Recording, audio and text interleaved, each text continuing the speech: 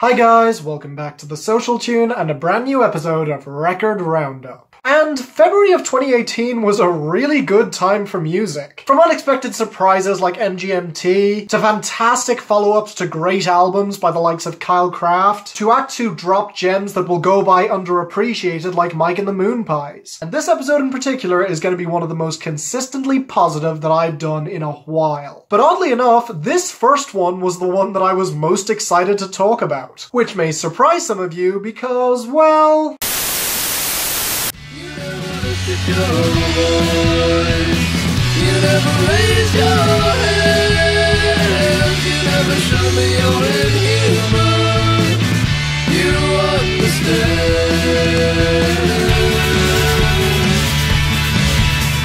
I had heard rumors that Seat Headrest were planning to drop new material in 2018, but considering I didn't have any concrete proof, I decided not to get my hopes up. And that is literally the only reason this project wasn't on my list of the most anticipated albums of 2018. I mean, their last album, Teens of Denial, was a fantastic deconstruction of teenagers' place in today's society, and ended up topping my list of the best albums of 2016. That's right, the best album of the entire year, and it was more than enough proof for me that Will Toledo was one of the best breakout artists that we'd got in a while. Someone who understood and spoke for teenagers in a way that I hadn't seen since early Avril Lavigne. And arguably, while he may not have been as radio-friendly, Will Toledo was even more ambitious. But to be fair to myself, this album isn't exactly a follow-up. In fact, it's actually a remastered and re-recorded version of his 2011 Bandcamp album of the same name. And look, normally I wouldn't cover this type of album. After all, Kanye's re-recording of The Life of Pablo over and over again only resulted in pushing people away from it. But in this case, I was willing to make an exception, if only because A, Matador Records was letting Will Toledo have full creative freedom over this, and it was clearly his idea, and B, in 2011, Seat Headrest were potless and on Bandcamp, so of course the production couldn't help but sound a little bit unrefined and tinny. This time though, they had a real budget and proper recording equipment, so I was genuinely curious to see the updates. And having listened to this and the original version back to back multiple times, I am convinced that this is a big improvement. The simple fact of the matter is, the band's sound has evolved since those days, meaning the more lo-fi recording style of their previous work doesn't work quite as well as the more refined yet still ramshackle sound of their latest albums. It's not exactly cleaner, it's just better composed and put together. Now, let me get my criticisms out of the way first. First off, like it or not, and even though one or two lines have been changed, lyrically, this is still a snapshot of Seat Headrest in 2011, meaning there isn't the same level of insight here as there is on some of their latest albums, especially Teens of Denial. And secondly, while this is a much tighter project in many ways, the original was the perfect length. Whereas this one can just feel a little too long, as the longest track here is 16 minutes. But apart from those minor gripes, I was in heaven listening to this album. From the lead-off single Nervous Young Inhumans with that incredibly catchy chorus and the keening guitars on the post-chorus, to the psychedelic touches of High to Death, to Will Toledo's howling and the great crescendo on the opener My Boy, to the wonderful dance floor jam Bodies with the perfect lyrical representation of a teenager's mindset in those moments, to the adorable, uproariously upbeat and awkward love song Cute Thing. This album is just filled with anxious internal monologues, insightful lyrics, relatable situations, strong riffs, a ton of atmosphere, and with barely a single low point on the entire album. I guess the weakest song on this album would be Sober to Death, if only because it took a while to actually get started. And funnily enough, even though Famous Prophets, the 16-minute song, is longer, Bored to Death just felt like it dragged more to me despite only being 13 minutes. But look, those are minor nitpicks on an album in the throes of youthful bliss, with of course the unspoken panic that comes with it. Which means for me, it's unquestionably great and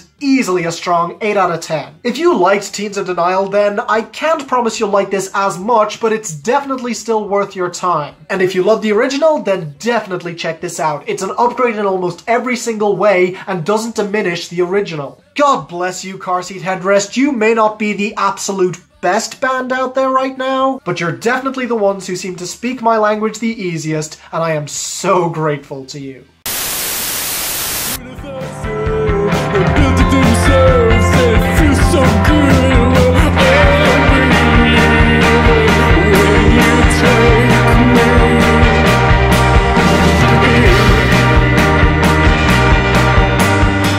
bands that I grew up with, specifically in my teenage years, was Talking Heads, a group led by David Byrne that many of you probably know and love. And they've influenced a surprising number of bands over the years, calling back to a style of indie rock with theatrical vocals and strong, groove-heavy melodies, while still managing to be just a little bit off-kilter and weird. And one of those bands is Alt, the Canadian rock group who have steadily grown bigger with every single release. Now, I only discovered them on their last album, Sun Coming Down, in 2015, which was more Talking Heads than they had ever been before, with plenty of standout songs like the title track, Passionate Turn, and especially Beautiful Blue Sky, the latter of which ended up on my top 50 songs of the year. And while I wasn't as big a fan of the album as a whole as some other critics were, it was definitely enough to get me pretty excited for a new release from them. So considering the buzz leading up to this album was more positive than ever, I thought, what the heck, and gave it its fair share of listens. And my first thought is pretty basic. What the hell is Tim Darcy doing with his voice? For some reason, he gets really exaggerated and theatrical on this album, and not in a way that flatters him. And then you have the grooves, which are usually muted and placed right at the back of the mix. These are both huge advantages that the band is basically pushing away and wasting. But then I realized what they were doing. They were pivoting towards new wave. It's a very different kind of sound, but it can also have just as much teeth to it as any genre. And that's when I noticed the incredibly tight drums and the hazy atmospherics with a driving groove on Disgraced in America. Or the organ trying to break free of the screeching guitar and the swampy mix of Disaffection. The grooves are definitely still here if you're looking for them, but they are more muted, which I would argue is the point. Because this is an album from the point of view of a band forced into the shadows by society, forced to now operate from a position of submission. And while that definitely does frustrate them, for now at least, they're just going to grit their teeth and bear it. In other words, there is every possibility that this more tame and muted sound that a lot of critics have referred to is only transitional, showing a band that is waiting for the tide to turn in their favor. Still angry at the systems, but knowing that for now at least, it's best to keep their heads down and wait for their moment to strike. Heck, you could argue that's the entire point of Desire. Feeling an intense urge to take action, but instead pausing, breathing, and waiting for his moment. Now I will say, while I do see the merit in that mindset, and the sound is very appealing, I'm not gonna deny that I do kind of disagree with it. In my opinion, in an age like this, you should fight all the harder. We need bands like Alt to be visceral and vicious. And we do still have them, but they're more sly than direct here. Which I do still like, as it's getting a solid 7 out of 10, but while that may prove effective in the long term, it's not nearly as interesting as what some bands could bring and say in today's climate. Like, say...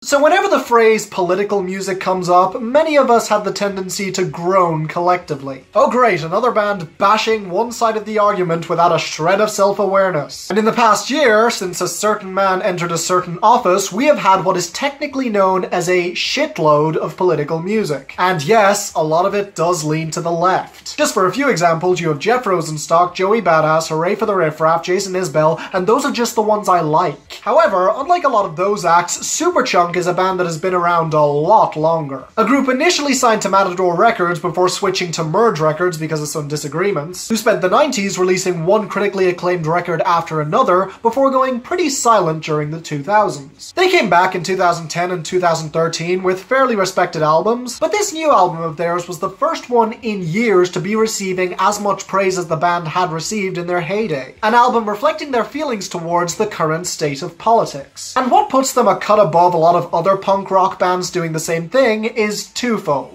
One, they're taking shots specifically at how both sides are incredibly petty and childish. And two, they have a knack for fantastic hooks like few others. Indeed, their incredible songwriting and their natural knack for creating fantastic hooks would be the only thing tipping you off that they've been around for years. Because they easily match the youthful exuberance of a band a quarter their age. The guitars are clear and strident, the drums are crisp and textured, And frontman Mac McCoffin sounds phenomenal. You would never guess that he's 50. And for a band their age, the populism here is impressive, especially considering they fully admit that they are closer in age to a lot of the politicians they're criticizing than a lot of their own listeners. And that standpoint, as veterans in both punk rock and life itself, does give them an interesting vantage point. A band very angry at politicians for their idiotic decisions, but also knowing that they're not the generation who's going to have to stay behind and clean it all up. And again, the writing and the hooks are just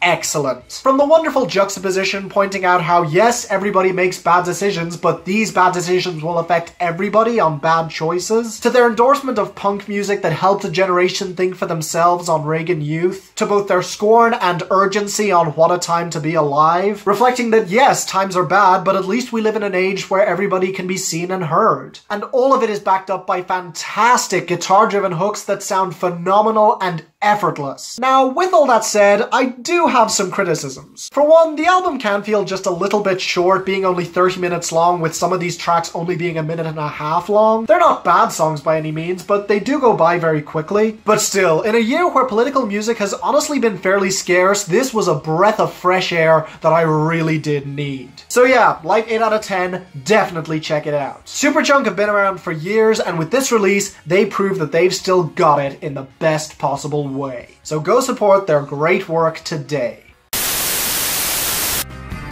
It's a day in the daddy ran like best. Dirt still fresh under the stone.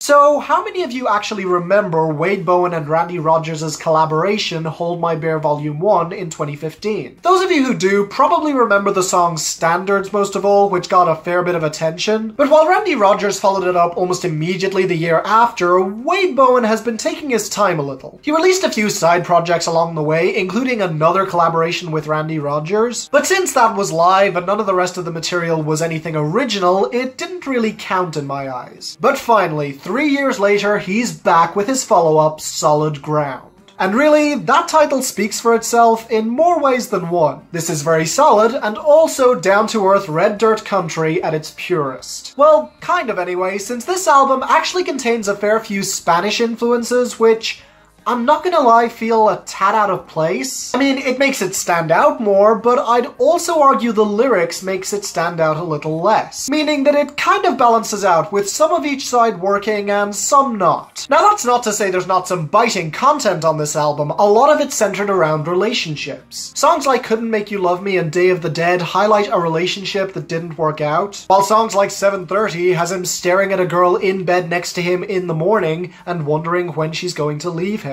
That's pretty gut-wrenching, but it also gets a little bit repetitive. Songs like Acuna and So Long 6th Street have him reminiscing about places where he left girls behind in the past, and the final two songs have him confronting his demons infused with alcohol. Basically, most of these songs have another one just like it, and you just end up gravitating towards the better of the two. Luckily, this album is saved from being boring and repetitive by a number of factors. The writing is strong and emotive, and Wade Bowen himself is a fantastic presence behind the mic, but most of all, you have the standout tracks here like Anchor, about a husband years into his marriage and wondering if his wife is now taking him for granted, which could so easily come across as insecure and bitchy, but Wade Bowen does address those factors, and explains that he just doesn't want to feel like he's holding her back like an anchor would. That is powerful stuff, and easily one of the best songs that Wade Bowen has ever written. And ultimately, yeah, this is still a really enjoyable album. Not great, but if you're a fan of country rock, then you'll probably really like this. So 7 out of 10 from me, definitely an album that you'll gravitate towards, especially if you were a fan of that last Turnpike Troubadours album. So yeah, check it out and see for yourself. By the way, I forgive you after all. Maybe I should thank you for giving me what I found. 'Cause without you around, I've been doing just fine. Okay, so if there's one album that I was really curious to hear in February, if there was one that I didn't know what to expect from, it was the latest album by Brandi Carlile, who is flat out one of the most interesting and compelling performers working in country today. For one, she's an openly gay woman in a genre where that topic really hasn't been handled very well in the past. And no, Little Big Town's girl crush doesn't make it any better, in fact it makes it worse. But for another, she's one of the most bluntly honest songwriters in the game. The kind of woman who'll just say what's on her mind when, and more importantly, how she feels like it. And considering it was over 10 years now since her breakout project The Story in 2007, and the fact that she was teaming up with Dave Cobb and Shooter Jennings to produce this album, this was set to be a huge release in 2018. But I'll be honest, on my first listen, I was profoundly torn on this album. I mean, the title came up in the first track, forgiving an old lover for wronging her in the past, but it was nowhere near as compelling as when, say, Kesha confronted Dr. Luke last year on Praying. And on top of that, while this album did feature some gorgeous production, a lot of the writing flat out did not rhyme. Which in a genre like hip-hop, where the rhyme scheme can be traded in for a more compelling delivery or some spoken word poetry, is understandable enough, but in country music, it just isn't done. But then it hit me. The stories of lives that ended far too early on Sugartooth and Fulton County Jane Doe, the struggle that Brandi herself is going through on The Mother, the ode to losing one's parents on Most of All. This is not an album about forgiving one person or even Brandi herself, but an album addressing the harshness of life and forgiving that. And it's a real gut punch because it takes all of those hits that life throws at you without sugarcoating any of it, but it stands its ground and takes it because at the end of the day, it's something we're all going to have to endure, so why complain about it? And believe me, this album gets bleak. From The Mother, where she sketches out just how difficult motherhood has been for her and how none of it has come naturally, but with her current daughter and a new one along the way, she's just trying her hardest, to Most of All, where she addresses how our parents are our first loves who are still bound to betray us by dying before us, and all we can really do is forgive them for the pain that causes us. Which brings us to Harder to Forgive,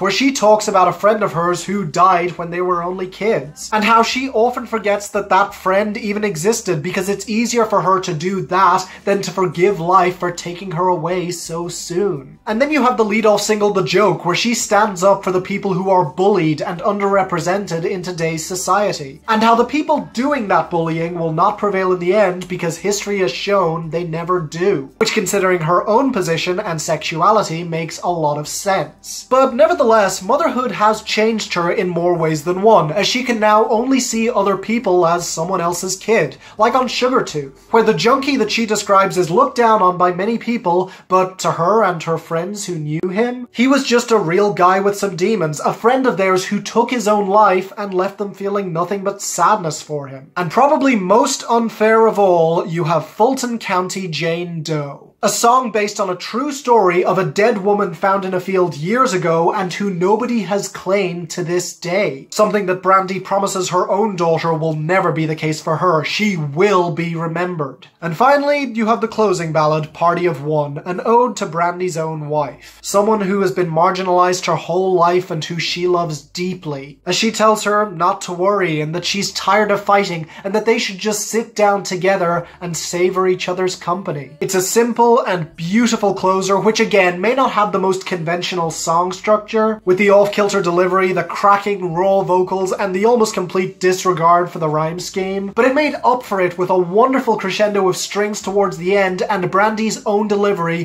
which just left me in awe. Now with that said, I do have some minor criticisms. While Brandi's delivery across this album is fantastic, the non-rhyming scheme can get a tad distracting from time to time. Also, one or two of these songs can't help but pale in comparison to others, especially Hold Out Your Hand, where the chorus just felt a little bit too brash and generic and kind of clashed with the fast-paced verses. But still, in terms of honest and emotive country music, this is bound to be one of the most powerful listens you will get this year. The type of album that isn't accessible to all listeners, but to those of it who it is for, it becomes something truly special. And thus, it's easily a strong 8 out of 10, another excellent album from Brandi Carlile. Maybe not quite her best album, but it's the one that she needed to make right now, and I am personally so happy with the result. So, thank you guys for watching. Leave a like if you enjoyed. Wow, this actually ended up being a really great week, one where I can actually recommend every single album that I reviewed. And you definitely should, by the way, go support these artists. They deserve it, and you'll get so much back for your money. But anyway, if there are any other albums you'd like me to review, then please post them in the comments or tweet them at me at the Social Tune,